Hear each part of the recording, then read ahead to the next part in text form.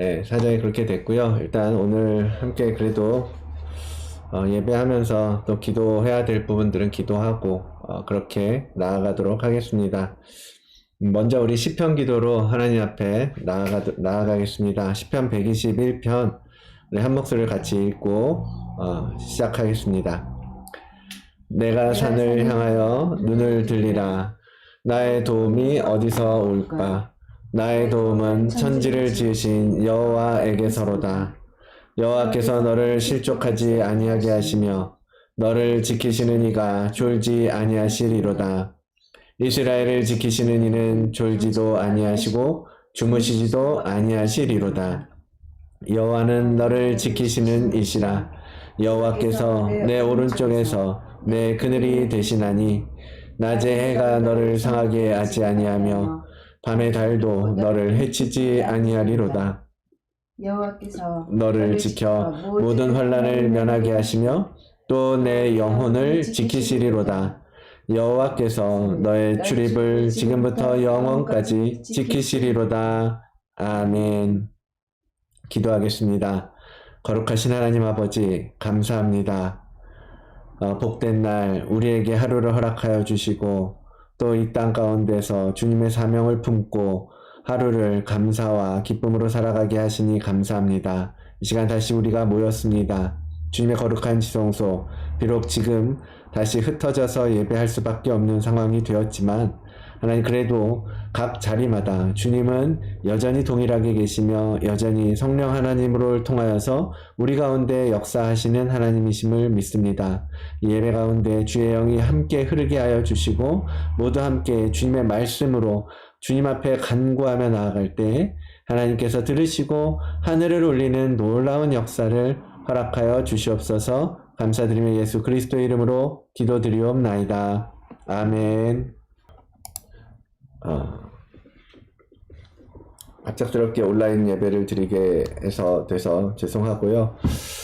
오늘 두 번째 거룩한 사순절의 신비에 대해서 두 번째 시간을 나누면서 가기를 원합니다. 초대교회 때부터 옛날 교부들은 이 사순절 기간을 하나님의 이 신성한 달력에 있어서 봄과 같다라고 생각을 했습니다. 그래서 이제 봄이라는 계절이 뭐죠? 봄이 되면 가을의 추수를 위해서 사람들은 씨앗을 뿌리고 그 밭을 갈고 경작하고 비료도 뿌리고 그러면서 가을을 위해서 준비하고 에너지를 모으는 기간이었다는 거죠. 그래서 그것을 위해서 양분을 모으고 한 해 전체를 위해서 영적으로 저장하는 계절이다라고 생각을 했던 거예요.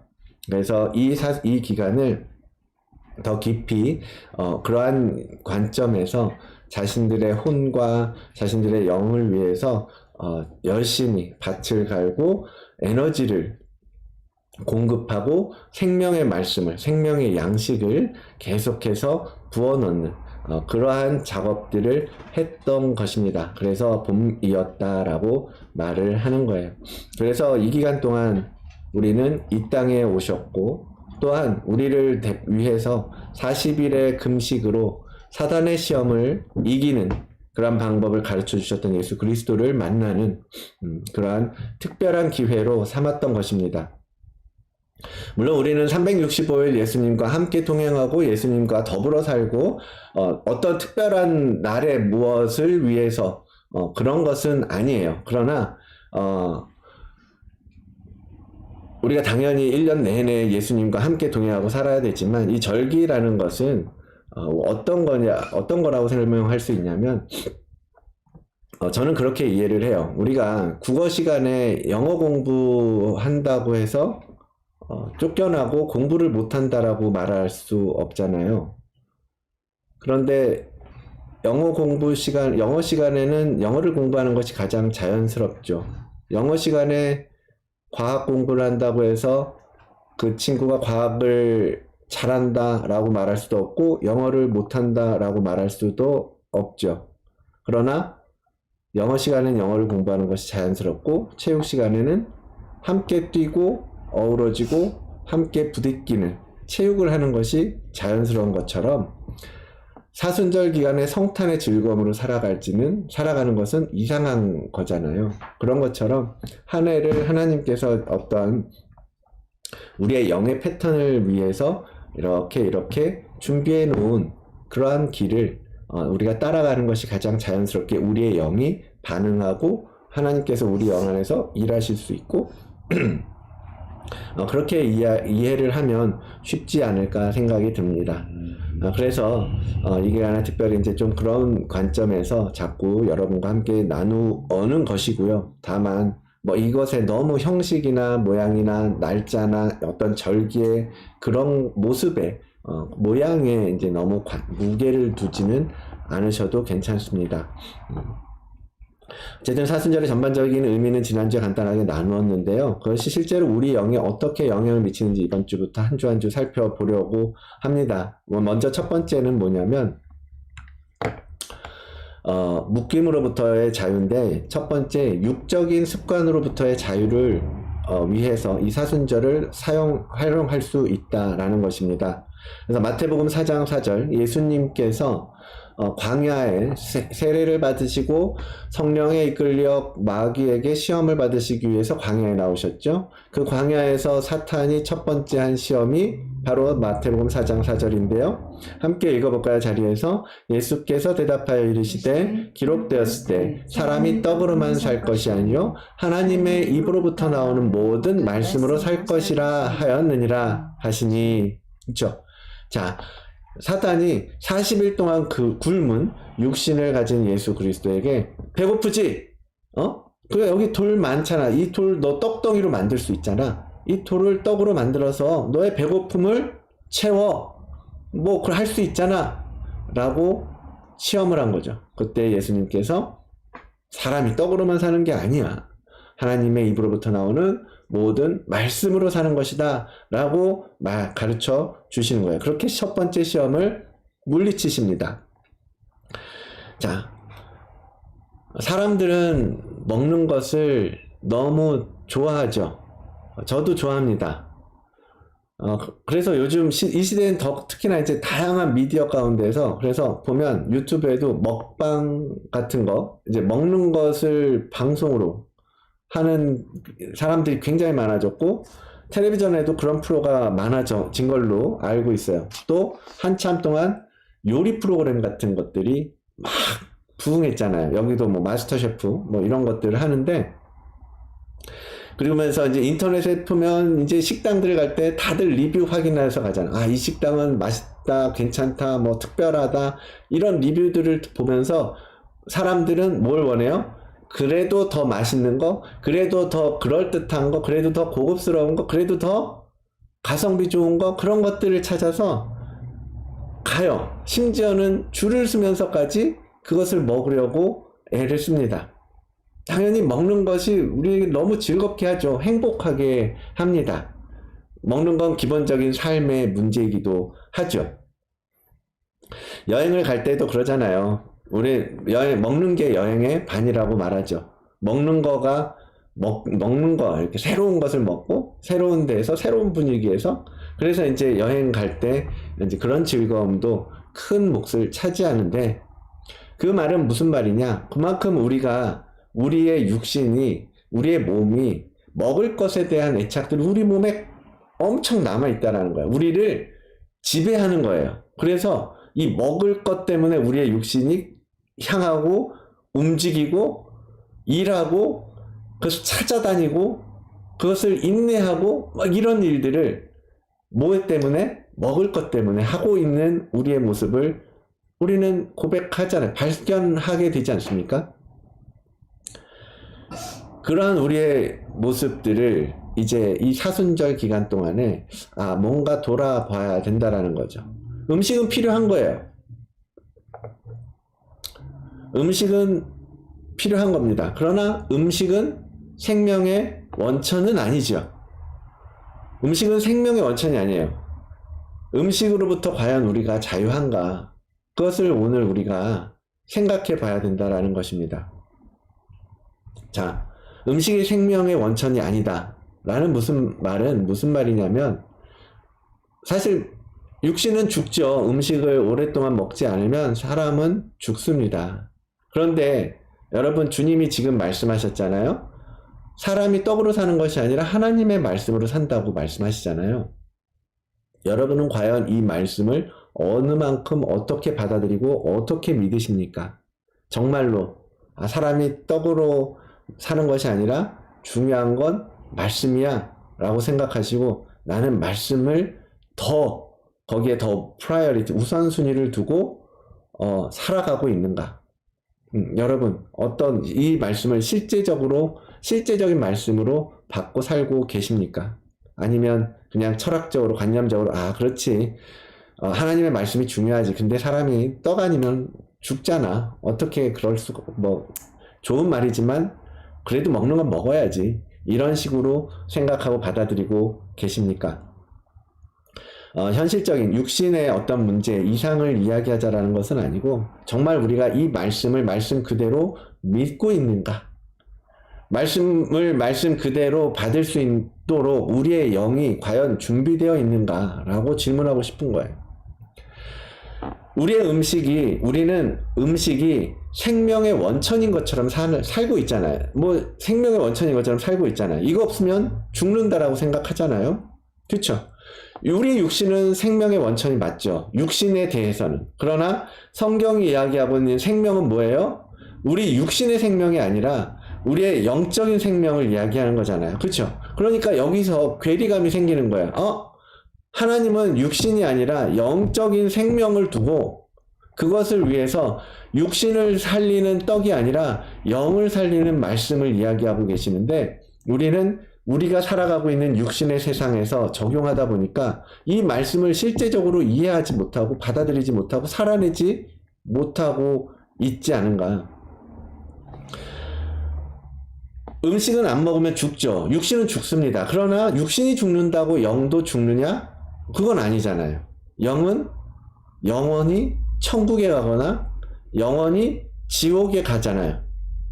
그렇다면 우리가 먹는 음식은 우리의 영이 영원한 천국에 갈 것인지 영원한 지옥에 갈 것인지를 결정하는 생명의 근원이 아니라는 이야기를 지금 하는 거예요. 중요한 원천이 아니라는 이야기를 하는 것입니다.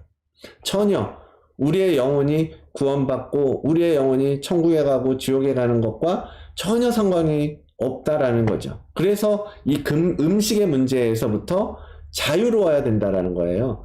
음식 때문에 막 쫓아다니면서 사는 것이 아니라 음식의 문제에서 자유로워져야 된다라는 것입니다. 그것이 영적인 삶을 살아가는 사람들의 삶의 기본이 되어야 되고 근원이 되어야 된다라는 거죠. 이런 음식에 대한 말씀이 실제가 될 때 금식에 대한 박탈감, 어떤 부정적인 박탈감이라는 게 있잖아요. 금식한다라고 하면 우리가 왜 먹어야 사는데 이 먹는 걸 자꾸 제한하려고 하고 제한해야 된다고 말하고 이 음식으로부터 얻을 수 있는 즐거움이나 그런 것들을 뺏기는 것 같다라고 생각을 한단 말이죠. 그런데 금식은 이제 육의 생명을 뺏는 것이죠. 뺏는 것이라고 생각을 하는 거예요. 우리의 생명을 가져간다고, 내 힘의 근원을 빼앗아 가는 것이라고 생각하는 그런 박탈감이 든다라는 거죠. 그래서 그 박탈감 때문에 음식을 포기하지 못하고 살아간다. 많은 사람들이 그렇게 살아간다라는 것입니다. 그러나 아까 말씀드렸던 것처럼 음식이 내 영적인 생명에 아무런 의미가 없는 존재라는 것을 이 말씀을 통해서 실제적으로 말씀으로 우리가 받아들이고 깨닫게 된다면 이런 박탈감이 아니라 사실은 금식에 대한 생각, 우리의 개념이 달라지게 된다라는 거예요. 그래서 금식은 뭐냐면 우리의 영으로부터 우리의 영을 짓누르고 있는 육체의 무거움을 일시적으로 걷어내는 효과를 줍니다. 그래서 우리의 영을 자유케 하고 활성화시키는 영적인 기회라고 보는 거예요. 금식은 하나님의 자녀의 어떤 영광스러운 해방으로의 더 깊은 자유를 향하게 하는, 어떤 자유를 향하여 나아가는 한 단계이다 라고 말할 수 있는 것입니다.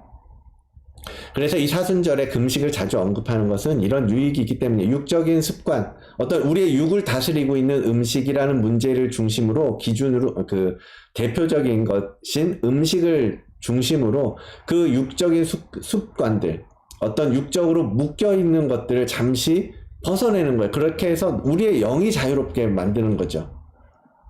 육신이 이렇게 다 감싸고 있는 것을 이 육신을 벗김으로써 육적인 습관을 벗김으로써 우리의 영이 이제 숨쉬고 활성화되도록 하기 위해서 우리는 한 번씩 금식이라는 작업을 통해서 우리의 육적인 습관을 끌어내는 작업을, 벗겨내는 작업을 하는 거야. 그렇게 열려질 때 하나님과 우리의 소통의 통로도 더 넓어지고 하나님의 일하심도 직접적으로 우리의 영을 터치하실 수 있도록 하는 그런 시간이라는 것입니다. 그것이 바로 금식이 가져다 주는 유익인 거예요. 그래서 금식을 예수님도 금식을 통해서 우리에게 보여주셨던 것이고, 많은 성경의 구절들을 통해서 금식이라는 과정들을 이제 우리 기독교에서 금식이 어떤 뭐랄까요? 어떤 기독교적인 한 부분이라고 이제 자꾸 이야기하는 것이고, 그것을 통해서 많은 유익을 얻는 사람들은 계속해서 그것을 이제 활용하고, 이 기간에 특별히 이 사순절 기간에 우리는 우리의 영을 자유케 하기 위해서 먼저는 육적인 부분을 다루어 가기 위해서 금식을 이 기간에 특별히 많이 이야기하는 것입니다. 자, 그리고 그것에 이어서 육신의 문제뿐만 아니라 이 사순절 기간에 감정적인, 혼적인 묶임도 있어요. 그래서 그 부분으로부터의 자유도 이 기간을 통해서 더 우리가 매진하는 기간이라고 생각을 할 수 있습니다. 그래서 혼을 자유케 하는 거예요. 우리의 혼이 영을 덮고 우리의 육신이 그 혼을 덮고 막 이렇게 되어 있는, 그래서 영이 우리 안에 생명의 씨앗이 들어와서, 예수님의 씨앗이 들어와서 이것을 터뜨리고 움직여서 나를 바꿔내는, 나의 한 인간 박인철의 영혼 육을 바꿔내는 그런 변화를 만들어내야 되는데, 씨앗은 들어왔으나, 말씀의 씨앗은 들어왔으나 우리의 혼이 묶고 있고 우리의 육신이 묶고 있고, 그렇기 때문에 영이 완전히 활성화되지 못하고 소통하지 못하고 있는 상태를 자꾸 이 기간에 깨트려 나가기 위해서 하는 거예요. 두 번째가 그 혼의 묶임에서의 자유를 우리는 위해서 가야 된다라는 거죠. 그래서 옛날에 사막교부들은 이제 원래 수도원에서 활동을 했잖아요. 생활을 했잖아요. 그러다가 이렇게 사순절이 되면 수도원을 떠나서 사막으로 들어갔다라고 합니다. 왜냐하면 사막은 아무도 없잖아요. 엊그제도 광야 설교를 했지만 세상으로부터 완전히 분리되기를 원했던 거예요. 왜? 본인들이 생활하고 있는 수도원에서도 여전히 금욕적이고 뭐 나름대로 굉장히 그 경건하고 그런 생활을 함에도 불구하고 감정적으로 묶인 부분들이 있고 정서적으로, 혼적으로 묶인 부분이 있기 때문에 그것으로부터 지금 떠나 있어 보겠다라는 거거든요. 그런 애착들은 어떤 종류, 어떤 것들이냐면 그것은 사람을 향한 것일 수 있어요. 그래서 우리 주변에 늘 있는 우리의 가족, 우리의 친구, 우리의 동료, 늘 우리는 그들을 향한 관심과 애정과 때로는 분노, 때로는 미움과 용서하지 못하는 마음, 막 이런 것까지 막 온갖 감정들이 우리 주변을 둘러싸고 있는 사람들과 사이에 있잖아요. 그래서 하나님 앞에 집중해서 우리의 영을 열고 가려고 해도 그 감정들이 계속해서 방해하고 가로막고 그런 것들을 우리가 많이 경험하지 않습니까? 그러니까 그런 부분들로부터 자유케를 원하는 거예요. 그래서 많은 사람들이 지금 기도원에 가는 것도 본인들이 처해 있는 그런 환경들로부터, 일단 기도원에 들어가면 뭐예요? 어쨌든 두고 온 것들은 생각하지 않잖아요. 세상에서 어떤 문제들이 있더라도 그것들을 일단은 두고 가는 거잖아요. 물론 가서 이제 어떤 그런 문제들을 위해서 기도하고 뭐 그러지만 어쨌든 직접적으로 무언가 우리의 시간을 들여서 해왔던 일들로부터 이제 벗어나는 거지 아닙니까? 이제 그런 부분에서의 묶임, 집착, 그런 것을 벗어나기 위해서 그들은 사막에 갔었다라는 거죠. 또 이런 부분에 대한 애착일 수도 있어요. 장소? 내가 뭐뭐를 PPT를 넣었나? 네. 장소에 대한 애착일 수도 있습니다. 내가 살고 있는 곳에 대한 많은 애착이 있잖아요. 우리가 살고 있는 집, 우리의 고향, 뭐 우리가 사랑하는 장소, 우리의 추억이 서린 곳, 막 이런 곳들을 우리가 이제 어떤 장소에 가면 그 장소를 통해서 무언가가 우리를 이렇게 우리에게 떠오르고 어떤 감정 내지는 어떤 정서 이런 것들이 우리에게 생각나고 이제 떠오르잖아요. 이제 그런 것들로부터 이제 벗어나는 거죠. 그것도 때로는 우리의 영에 나아갈 길을 가로막기 때문에 그러한 것으로부터 벗어나기 위해서 그들이 살아왔던 장소인 수도원을 떠나서 그들이 사랑하는 사람들인 수도사들, 다른 동료들을 떠나서 사막의 동굴 같은 곳에 단 혼자 아무것도 없는 곳에 혼자 들어가서 뭘 했겠어요? 예수 그리스도를 향해서 집중할 때 그들의 혼이 벌어지고 육신의 그런 것들이 벌어지고 자유케 되면 영이 자유롭게 활성화될 수 있게 되었던 것입니다. 그러한 과정들을 통해서 초대교부들은 신앙을 키워왔고 깊은 예수 그리스도와의 깊은 관계 가운데 들어갈 수 있었던 거죠. 그렇게 육의 자유, 혼의 자유가 결국은 뭘 가져와요? 영의 자유를 가져오는 거예요. 이것들이 우리를 꽁꽁 둘러싸고 있는 것들이 풀려져야 우리의 영이 자유롭게 확장되고 활성화되고 성장할 수 있게 되는 거예요. 그래서 우리가 성장하지만 계속해서 혼과 육에 갇혀있는 상태에서 성장의 한계가 있다라는 거죠. 그 성장의 한계를 깨트리기 위해서 자꾸 이런 작업들을 통해서 과거에 원래 우리가 살고 있던 행동 양식이나 방식이나 삶의 방식들을 깨트리면서 우리의 육과 혼이 다스리고 있던 우리 자신, 우리의 자아, 육과 혼에 의해서 다스려져 왔던 우리 자아를 이제 풀어내는 거예요. 영과 연결될 수 있도록. 그것이 이 사순절 기간에 할 수 있는, 되어지는 작업이라는 것이고요. 그래서 이런 과정을 통해서 우리는 우리의 영이, 영적인 영역으로 더 넓게, 높게 날아갈 수 있도록 진정한 깊은 풀어짐 가운데 들어가는 기간이라는 것입니다. 그래서 이 기간에 신랑 예수에 대한 신부의 사랑에 자꾸 이제 불을 붙이는 거예요. 불을 붙이고 그리고 진정으로 우리가 가야 할 하늘이라고 하는 고향, 하늘나라라고 하는 고향을 더 이제 확실하게 열어주는 기간이 되는 것이고요. 그리고 또 우리가 몸과 혼에 입고 있는 이 제한들, 육과 혼이 걸어가야 하는 이 좁은 길이 영의 넓어짐을 가져오는, 영의 넓어짐, 영의 자유를 가져오는 효과를 이 사순절 기간에 특별하게 집중하는 것이다. 마태복음 7장 말씀을 써놨는데요. 좁은 문으로 들어가라. 우리 같이 한번 읽어볼까요? 좁은 문으로 들어가라. 멸망으로 인도하는 문은 크고 그 길이 넓어 그리로 들어가는 자가 많고 생명으로 인도하는 문은 좁고 길이 협착하여 찾는 자가 적음이라. 아멘. 우리는 이 말씀의 일반적인 해석을 잘 알고 계실 것입니다. 그냥 좁은 길로 가라, 고난의 길로 가라, 아니면 다른 사람들과 다른 거룩한 길을 가라, 뭐 다양하게 해석할 수 있지만 오늘 이 사순절과 관련해서 영의 자유, 육의 자유, 혼의 자유와 관련해서 결국 육의 자유, 육과 혼이 좁은 길로 들어가는 거잖아요. 금식을 한다거나 광야를 나간다거나 사막을 나간다거나 어떤 우리의 삶에 육을 트기 위해서 삶의 부분에서 좁은 길을 들어갈 때 그것이 곧 우리의 영을 넓게 만드는 것으로 말미암아서 결국은 좁은 길로 가는 것이 우리의 영을 살리는 길이라는 것을 우리는 다시 한번 이 말씀을 통해서 확인할 수 있는 거죠. 그래서 우리가 그냥 여러 가지 면에서 좁은 길, 좁고 협착한 길을 이야기할 수 있지만 특별히 이 사순절에 우리의 혼과 육을 조금 타이트하게 만들어감으로써 영의 길을 넓혀 나가는 우리 모든 성도님들 되시기를 원합니다. 정말 이 사순절은 특히나 그래서 금식이나 어떤 광야와 같은 시간들을 통해서 우리 안에 주신 진리를 새롭게 만드는 시간이에요.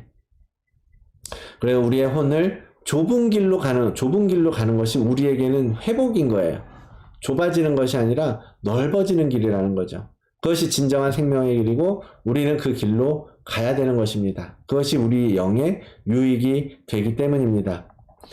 여러분, 육과 혼의 이 묶임으로부터 벗어나서 정말 영이 자유롭게 무언가를 하나님과 예수 그리스도와 소통하는 가운데에서 이 사순절의 어떤 정말 놀라운 신비들이 여러분에게 풀려지기를 원합니다. 그러려면 여러분의 영을 닫고 있는, 가로막고 있는 홍의 영역들, 육의 영역들을 깨트리기 위한 어떤 작업들을 한번 시도해 보시기를 권면하고, 또 그래서 많은 교회들이 이 기간에 특별한 어떠한 금식이라든지 아니면 뭐 다양한 방식의 말씀 읽기라든지 뭐 다양한 그런 일들을 시도하는 거예요. 여러분들을 위해서, 여러분들의 영이 터져 나오기를 위해서. 그래서 이 사순절을 지나 뭐라고 말씀드렸어요? 부활의 영광 가운데 들어간다고 그랬잖아요. 부활의 영광으로 가기 위해서 우리의 영이 더 많은 영적 흐름을 예수 그리스도와 이렇게 흐름이 통할 때 우리는 그분의 영광에 더 깊이 들어갈 수 있을 거 아니에요. 그분의